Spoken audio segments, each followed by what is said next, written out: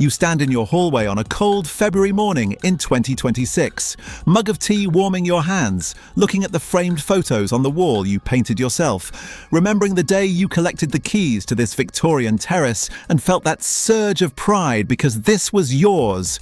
Bricks and mortar earned through decades of work, school runs, overtime, scraped deposits and sleepless nights.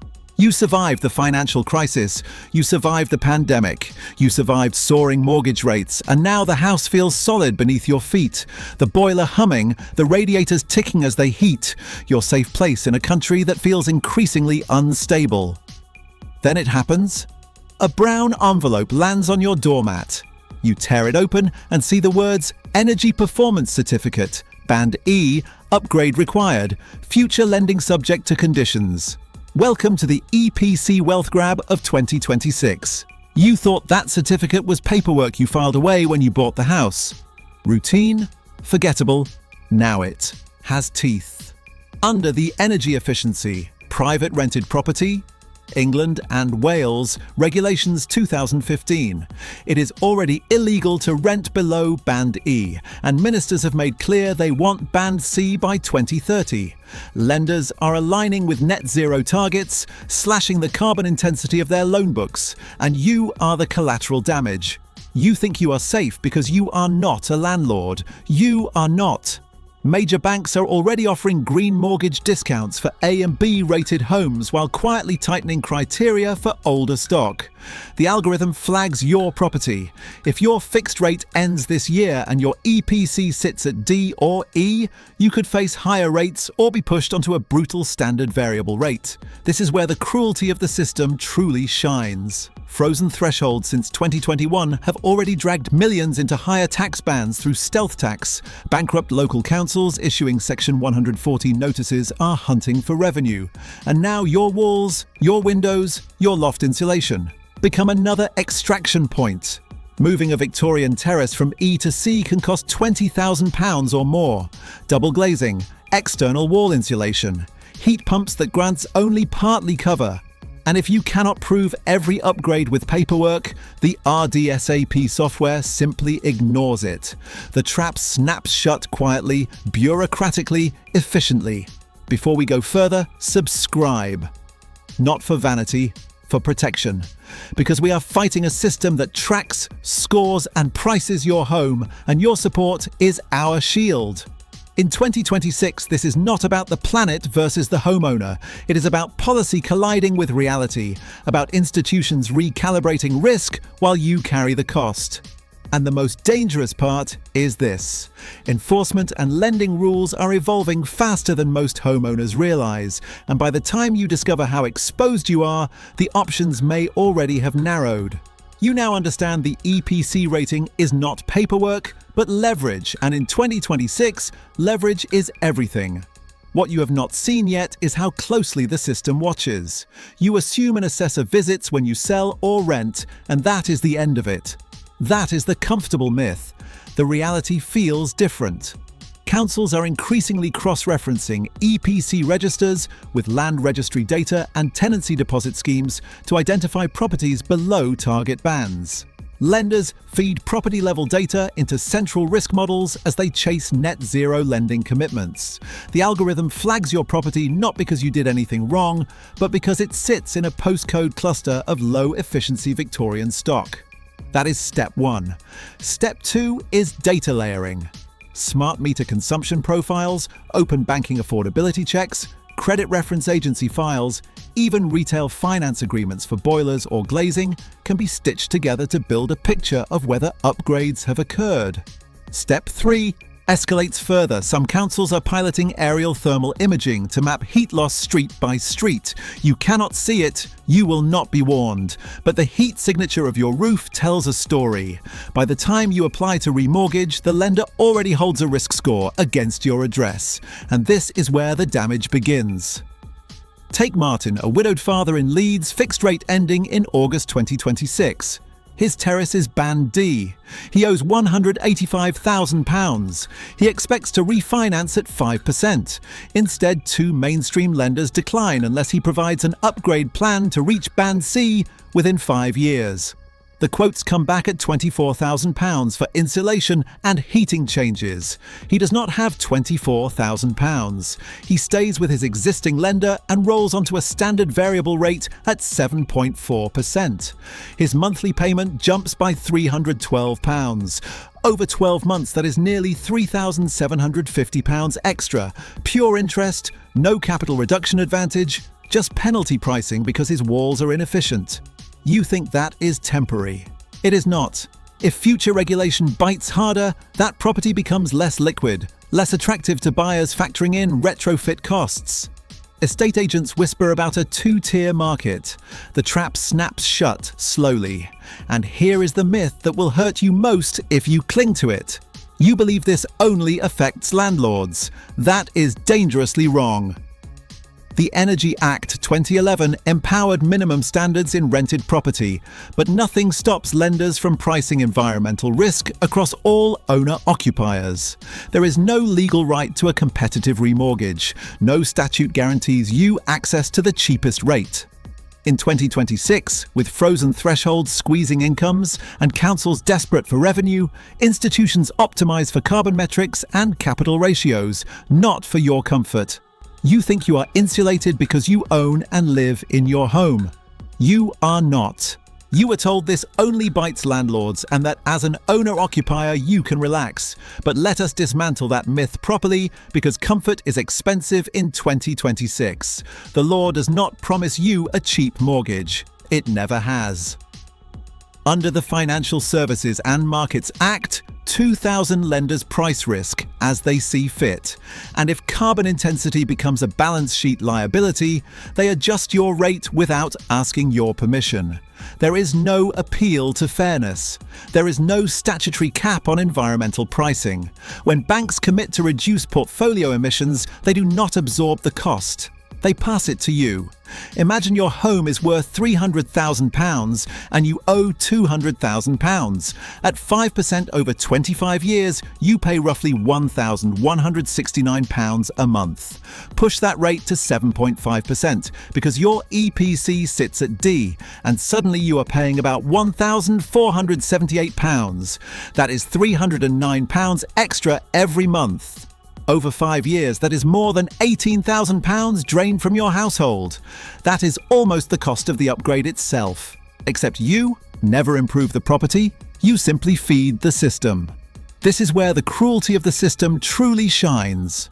Frozen tax thresholds since 2021 drag your wages into higher bands, energy bills remain volatile, councils facing Section 114 notices, hunt for licensing fees and enforcement penalties, and now the thermal performance of brickwork becomes another stealth tax by proxy. You think you can wait it out until 2030? You cannot. The consultation language already signals phased tightening, and lenders move faster than Parliament. Look at tribunal decisions such as Gaskin versus Richmond upon Thames LBC, where valuation and regulatory interpretation turned on technical evidence ordinary homeowners rarely understand. Complexity favours institutions every time.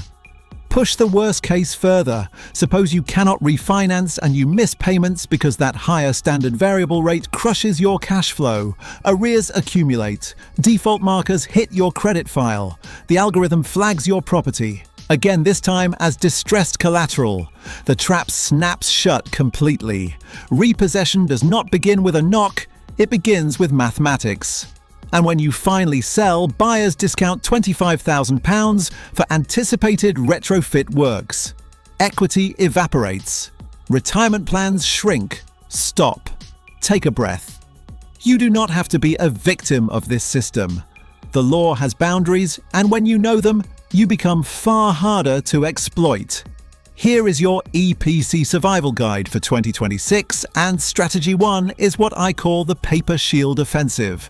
The entire EPC regime relies on evidence. Under the Energy Performance of Buildings, England and Wales, Regulations 2012, an assessor must base the certificate on observable data and documented improvements. If you cannot prove insulation depth, window specifications or boiler efficiency with invoices or installation certificates, the RDSAP software defaults to assumptions that drag your score down. That is not fate. That is paperwork. Your actionable step is simple and powerful. Audit every energy improvement you have ever made. Retrieve invoices from installers, request duplicate certificates from manufacturers, photograph loft insulation with a tape measure visible, download your boiler commissioning record.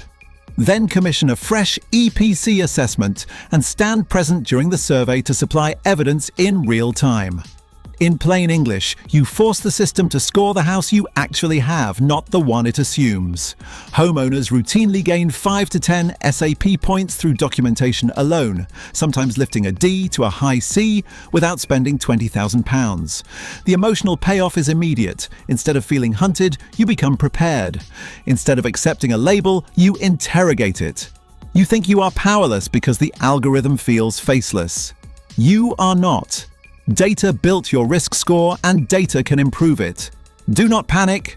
Do not surrender. Gather proof, challenge assumptions, and make the certificate reflect reality before a lender prices you as a liability. That is how you begin to prise the trap open. You have raised your score on paper, but survival in 2026 demands more than paperwork alone. So strategy 2 is what I call the rate lock counterstrike. The biggest mistake homeowners make is drifting onto a lender's standard variable rate while they consider options. That hesitation feeds profit directly to the institution. Under the mortgage conduct of business rules, lenders must treat customers fairly, yet they are not obliged to offer you the sharpest deal if you do nothing. Your actionable step is to engage 6 months before your fixed rate ends, secure a product transfer as a safety net, and continue shopping the market while that fallback rate sits reserved. In plain English, you remove the cliff edge. The emotional payoff is control.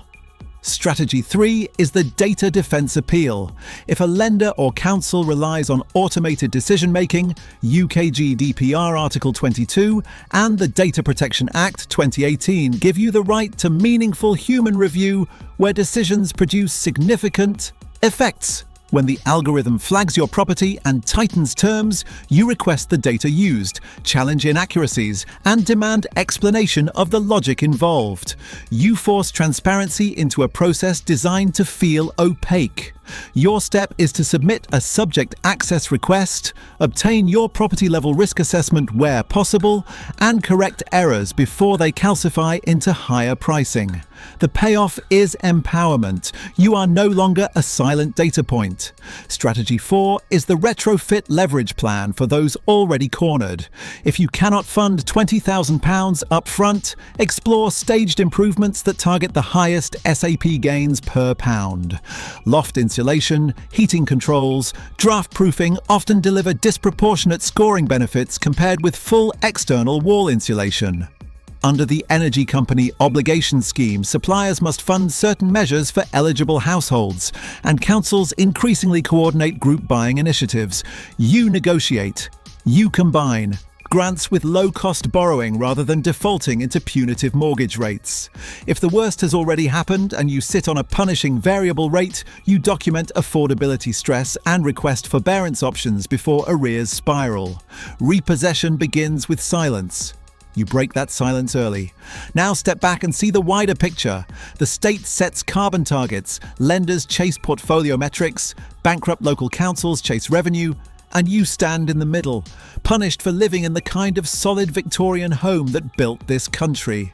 This is not about irresponsibility. It is about policy colliding with ordinary life. The system only wins when you comply in ignorance, when you accept the first rate offered, when you assume the certificate is fixed destiny. It is not. Memorize this phrase: evidence before expense. Keep every invoice. Install smart targeted upgrades. Submit that subject access request if pricing feels opaque. Share in the comments what band your property holds and what your lender has demanded, because collective intelligence protects all of us. Welcome to the EPC battlefield of 2026. But remember this: you are not alone, and you are not powerless. Subscribe if you value straight-talking defense against institutional overreach, because this channel exists as a public service, not a marketing arm. Stay strong, know the law, and never let a certificate dictate your future. I will see you in the next one.